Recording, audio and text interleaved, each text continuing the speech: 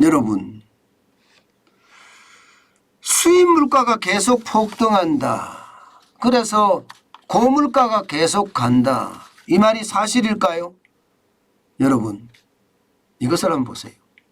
7월 수입 물가 상승률이 27.9%입니다. 굉장히 많이 올라갔죠. 예, 물론 전달보다는 굉장히 많이 떨어졌어요. 전달은요 33.6%였으니까 27.9%면 굉장히 많이 떨어졌죠. 적어도 6% 가까이 떨어졌으니까 많이 떨어진 거라고 봐야 됩니다. 그렇지만 여러분, 27.9%도 낮은 숫자는 절대 아니라는 사실이죠. 그러면 여러분 생각을 해보세요. 지금 원자재 가격이 많이 내렸다. 뭐 에너지 가격이라고 이야기하는 국제 유가 많이 내렸죠. 여기다가 광물값들 많이 내렸습니다. 텅스텐이든 철광석이든 리튬이든 내렸습니다. 다. 구리까지도 많이 내렸고요. 거기다 곡물 가격 밀이든 콩이든 옥수수든 다 내렸습니다. 그런데도 불구하고 아직도 27.9%를 유지하고 있다는 것은 여러분, 이게 우리나라 물가, 현재의 물가 쉽게 떨어뜨리지 못한다는 이야기가 되는 거예요. 앞으로도 계속 올라간다는 이야기가 됩니다. 왜 그럴까요? 환율 때문이죠. 환율 때문에. 지금 환율이 뭐 1340원대를 지금 왔다 갔다 하니까 이게 원자재 가격이 떨어져도 실제로 수입할 때는 원화를 달러로 바꿔서 달러로 수입을 해야 되니까 그만큼 지금 최악이라는 이야기가 되는 겁니다. 최악이라는 이야기. 여러분 실제로 보세요. 실제로 이게 환율이 폭등하면서 실제 수입 물가가 상승하는 것을 보면 수입하는 원자재 가격들에서 가격이 굉장히 많이 올라갑니다. 비료나 농약 보세요. 91.4%입니다. 다 수입하는 거잖아요. 석탄이나 원유나 천연가스 보세요. 86.7% 올랐습니다. 다 수입하는 겁니다. 석탄이나 석유 제품도 53.3%고요. 작물 37.6%입니다. 식료품 33.2%입니다. 그나마 덜 오른 것은요. 기초화학물질은 32% 올랐고요. 종이 제품은 29.7%, 철강도 좀 내렸다고 하니까 26.1%, 화학섬유도 26.3%예요. 기타 비금속 광물 제품은 25.4%. 그러니까 이것을 보고 있으면요.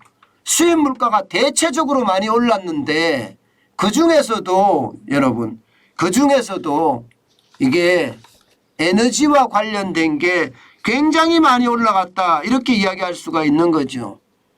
그러면 여러분 이게 내려간다고 하더라도 쉽지 않아요. 쉽지 않아요. 물가는 내려가겠죠. 물가는 내려가겠지만 이게 얼마나 내려갈까요? 쉽지 않다는 이야기가 되는 겁니다. 이게 환율이 워낙 많이 오르기 때문에 말입니다. 자, 여러분 보세요. 이게 원화 기준 수입 물가 상승률하고요. 달러 기준 수입 물가 상승률을 비교한 거예요. 한국은행하고 산업연구원에서 낸 자료인데요. 1월에서 6월 평균 보자고요. 원화 기준 수입 물가 상승률은 33.8%입니다. 그런데 달러 기준을 보니까 21.4%예요. 결국은 달러를 원화로 바꿔서 수입하는 우리 입장에서는 실질적으로 12.4%가 더 늘어난다는 이야기가 되는 거잖아요. 그죠? 원화 갖고 살 수 있는 건 국내 걸 살 수 있는 거잖아요. 국내 거, 그죠?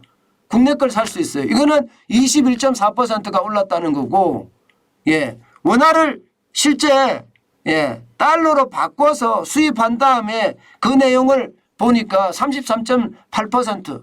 결국은 원달러 환율이 올라가니까 수입 물가가 굉장히 많이 올라간다는 뜻이 됩니다. 그런데 더 심각한 것은요, 여러분, 6월을 보세요. 1월에서 6월의 평균이고요.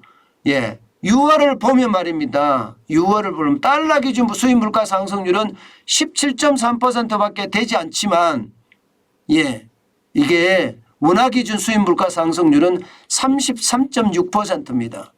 16.3%의 차이가 납니다. 그만큼 말입니다, 여러분.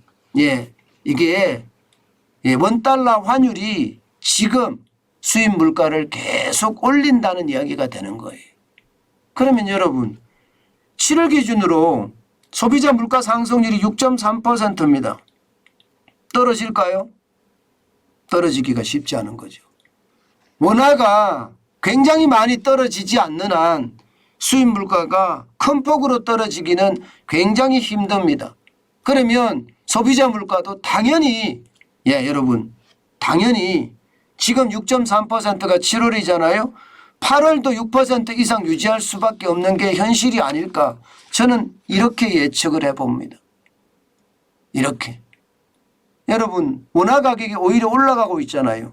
지금 8월 23일 현재 1345.5원이잖아요. 8월 26일에는요 1331.3원까지 떨어졌습니다. 1331.3원까지. 그런데 NDF 시장을 보면요. NDF 이게 역의 차액 결제 선물안이라는 건데요. 쉽게 말하면 선물이에요. 예. 미국에서 이제 거래가 미리 되는데요. 이 선물안을 보면 말입니다. 지금 벌써 1343.5원까지 올라가 있습니다. 1343.5원. 오늘 아마 시장이 개장을 하면요.